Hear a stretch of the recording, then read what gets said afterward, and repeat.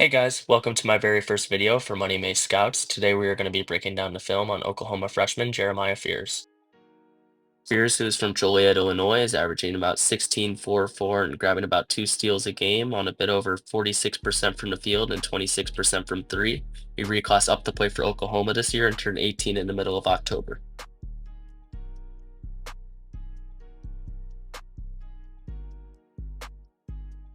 So we're going to dive right in by looking at the good, Jeremiah Fears' strengths. There are two aspects that have stood out to me the most when watching Fears' game.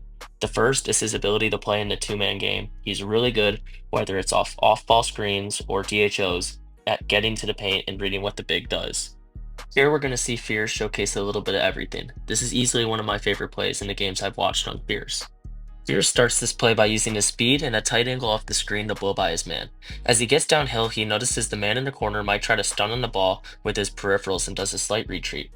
He then splits his man and the corner guy after a brief hesitation and is able to draw two off a nice sidestep and tops it off by making the unselfish pass to his teammate, who unfortunately can't finish the play. But still, a remarkable effort by Fears here. After the screen, Fears forces the center to make a decision of having to guard him and the roller. He sees Golden continue to drop and pulls up for a smooth jumper. Here, you're going to see Fears have good awareness to get the open two-man action. He patiently waits for number one on Alabama, Mark Sears, to basically clear out of the paint before making his move downhill. From there, he makes a great lob pass and Godwin finishes it nicely. Fears demonstrates his change of pace here on the DHO action. He utilizes the bump effectively to create more separation and finds a great angle to get his big and open look on the roll. Fears does a great job of setting up the screen by getting his defender off balance with the combo move and forces the switch by taking a tight angle off the screen. Fears is patient with more pops and flips his hips to reassess what's available. This leads to setting up a great backdoor pass to Moore. Here, Fears sets up the angle to pass with a quick through behind move and then delivers an excellent pocket pass on the slip for the bucket. Lastly, on this play here, Fears receives the DHO and quickly recognizes the slip is there for the big and makes an excellent lob pass for the alley-oop. The second aspect that really stood out to me with Fears' game is that he is incredibly fast and is excellent at getting out of transition and creating his own offense. In this clip, Fears generates a steal by being in the passing lane. He then quickly gets himself out of transition, showcasing his elite speed, and makes an impressive finish at the rim. Here, Fears demonstrates good recognition of the fact nobody is crashing and goes and gets the rebound. He does a good job of getting the ball up the court in transition and demonstrates great vision to see the open man in the paint and caps it off by looking off the pass. Great play. Fears is also really good at absorbing contact. His preferred way of doing this is off a bump. On this play, Fears shows a great change of speed and transition and caps off the break by absorbing contact well and bumping his defender off his line to finish the easy layup. On this play, Fears gets out in transition and does a great job of absorbing contact against a bigger defender off the bump.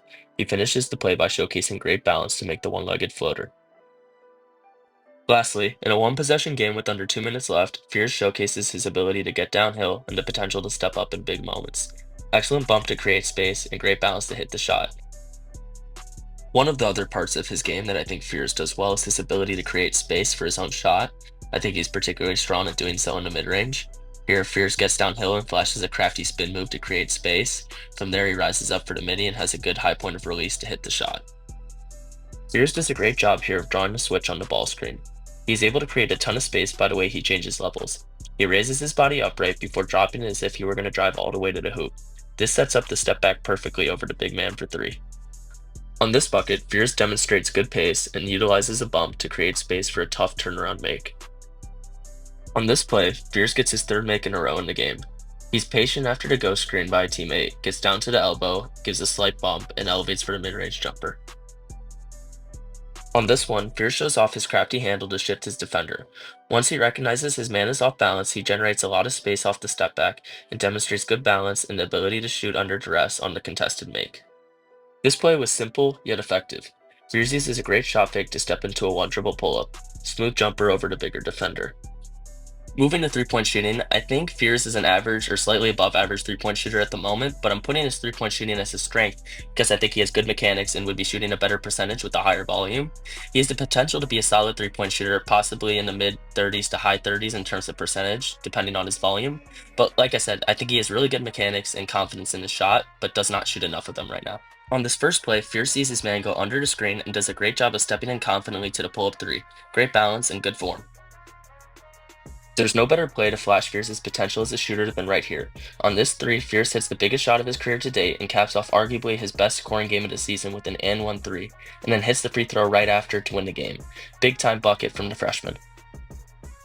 Here, Fierce uses the ball screen to get downhill and does a good job of relocating after he kicked the ball out. He gets it right back and has great balance and timing on the step back three. On the last three I want to show, Fierce does a good job of staying in the driver's vision and knocks down a nice catch and shoot three. I think part of what will make Fierce grow as a shooter is providing himself with more catch and shoot opportunities. This will come with moving more off the ball, relocating better, and setting more screens for others, and actually making sure to hit someone when he does so. The last strength I want to talk about is that when Fierce is letting the game come to him, he sees the court very well. He's good at making cross-court reads as well as finding the open shooter. On this play, Fierce receives the hit-ahead pass in transition and makes a great cross-court read to find the open shooter who makes the shot. Great anticipation on the pass as well. Here, Fierce has great recognition of the open man in the corner when he's on the opposite wing. He sets up the pass well by keeping his head faced towards the hoop before turning and finding his teammate, who hits a tough shot to take the lead. I really like the composure laid in the shot clock on this play by Fierce. He quickly recognizes that he drew two and sees a man open in the opposite corner. He then makes an incredible left-handed pass across the court to give OU a real opportunity to score, but his teammate could not hit. This is a great example of Fierce's court vision. He's able to get this pass out so quickly because he knew the pass would be there before he even caught it. So when the pass does come to him, he very quickly makes an excellent over-the-head, cross-court skip pass to his teammate who makes a nice three. Although they did not score on this play, I really like the look created by Fierce here. After receiving the DHO, he's able to misdirect the defense with his eyes, making him think he's going to hit the roller, but out of his peripherals he recognizes his teammate's man at the top of the key leave him. He then comes to a stop on two and passes to the open man at the top of the key to generate a good look for OU. Offensively, there are three main concerns I have with Fierce. The first is his shot selection at times, and that's when he's not letting the game come to him, and he's trying to go make a play without necessarily reading the defense. On this first play here, Fierce drives with no real plan. Three guys drop into the paint to come to Fierce and he leaves his feet to chuck the shot off the glass. He needs to come to 2 feet and swing it out instead. Fierce needs to take what the defense gives him. This was a good action by Oklahoma here to get Fierce open on the stagger screen. Fierce needs to shoot the open three here. It was drawn up beautifully and is about as open and in rhythm of a three as he will be able to get the whole game.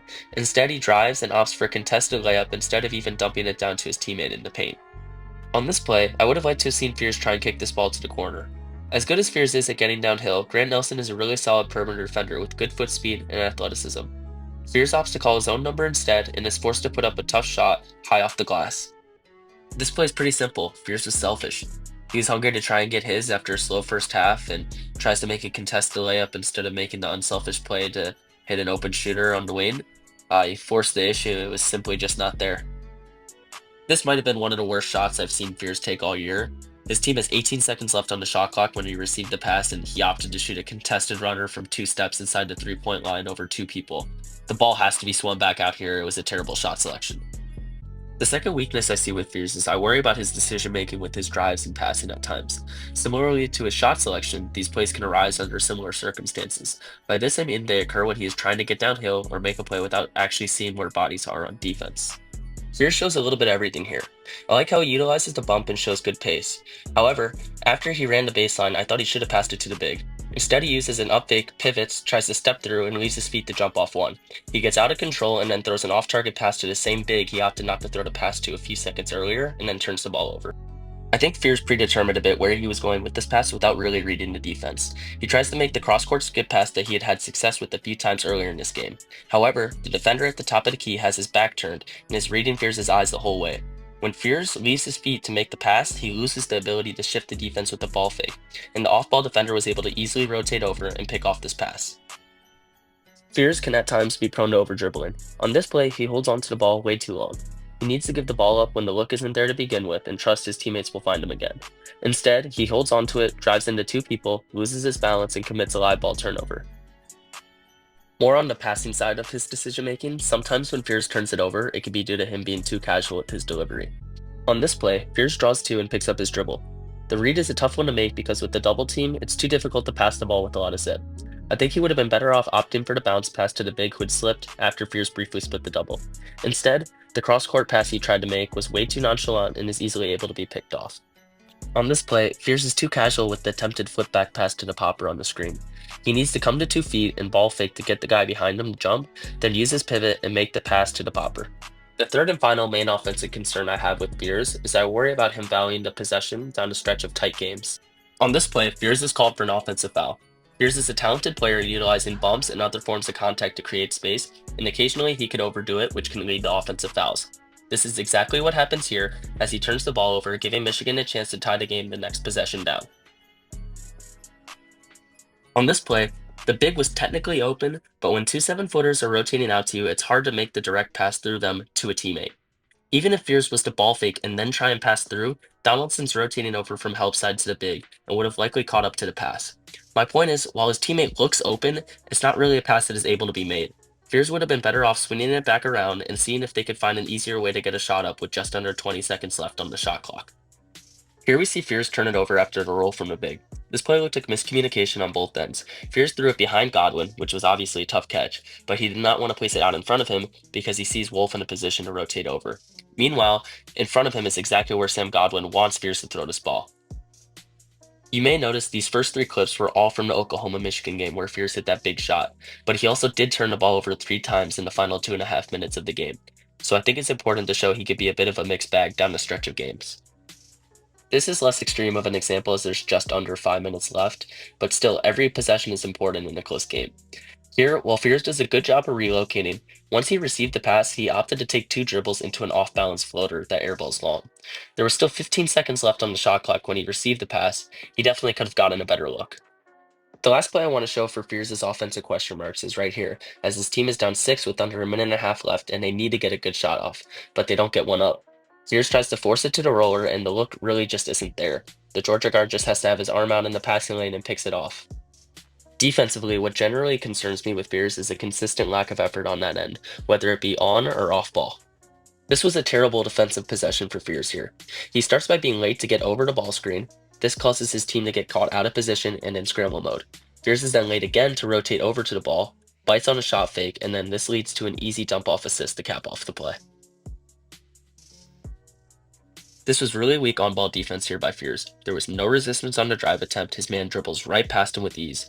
Fears makes no real effort to get back into the play and is content to just pass off his man to the big, who he finishes the layup over. This play was unfortunate as Fears just scored a basket on the play prior. Now, on the very next play down, he gives it right back. Mark Sears recognizes there's no help side defense and could not be more excited to take Fears one-on-one. Sears drops his hips and crosses over and easily blows by Fears for the bucket. On this play, Fierce has his hips angled in a way that makes it seem like he wants his man to use the screen, but isn't really applying any type of pressure to force him to do so. His man rejects the screen and easily blows by Fierce to draw a foul. To get more specific with a certain area that is concerned with the lack of effort on defense, Fierce could be subject to ball watching as well as not being in tune with his teammates in communication and rotations. Here, Fierce gets caught ball watching. He overcommits on the stunt and loses his man. He tries to recover and then jumps on the pump fake. Donaldson takes one dribble to the left and cans it right in Fierce's face. Here, Fierce is caught ball watching again. He is late to close out on his man and gets easily blown by for the layup. On this play, Fierce does not even bother to try to see his man in the ball as his back is completely turned to Grant Nelson. Fierce gets sucked in on defense, leaving him late to close out. When the ball does come out to Nelson, Fierce bites on his pump fake, leading Nelson to drive right by and lay it up. Immediately after a wild shot by Fears, Oklahoma is in transition defense mode. Fears needs to see that Northweather is switched on to Aiden Holloway because Fears is the last one to get back on defense and take Darion Reed here. Oklahoma is lucky to have Reed miss this shot. Fears was responsible for that open look. Here, after a long rebound, Fears gets caught in a miscommunication with the teammate on who is taking who. Neither rotated out in time and it led to an open three, which luckily for Oklahoma, A&M misses. This is on both Fears and his teammate, but quicker decisions need to be made. Fears gets completely lost here on the off-ball action. He's just going through the motions and assumes his guy will run all the way through to the other side. His man fakes that action and runs right back to the corner. Fears is completely lost and makes no effort to try and get back out there after realizing he messed up and his man cans a corner three. I think what frustrates me the most about Fears and his effort defensively is he has the athletic capabilities to guard. It's just about wanting to do so and doing that consistently. I don't know if that will come with growth and maturity or if he just does not have the motor to do it, but he has the athletic capabilities to do so. It's just about not taking plays off and being careless on that end. On this play, Fears makes a really good recovery and has great timing on the block while guarding Alabama's Mark Sears. Fears doesn't give up on the play after Sears gets a step and times his jump well, utilizing his athleticism to make an impressive block. Here, I love the way Fears kept his man in front of him by sliding his feet to defend. He has the potential to guard, it's just a question of whether he could do this consistently. This was an excellent defensive sequence for Fears. He closes out well, slides his feet to stay in front of his man through the drive, tips it out of his hands while he tries to retreat, and then blocks his shot on the jumper. Although I just lamented on Fears' weaknesses for a while, I do believe Fears has a lot of potential and that his game can translate to the NBA under the right circumstances. Fears can be a mixed bag. Sometimes he's really good at making an unselfish play and getting crafty buckets that are just really impressive, and other times he'll force the issue and shoot a contested look or drive into multiple people when his teammates are open. For me, I would weigh the good over the bad, because I think those mistakes can be eliminated with gaining experience over time. The stuff he does really well, like how he plays in the two-man game, or his ability to get his man on his hip or making the right read for a teammate, as well as his body control and elite speed, is truly impressive, and I do believe it outweighs the bad.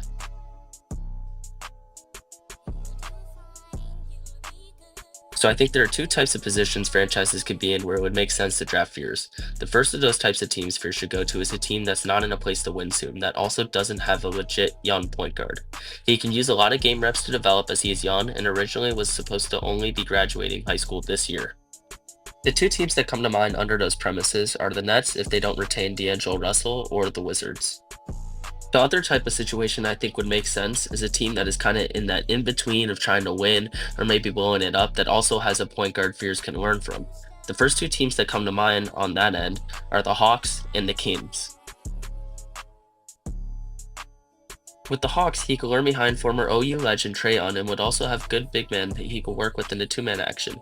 He would also be the clear number two point guard there in my opinion.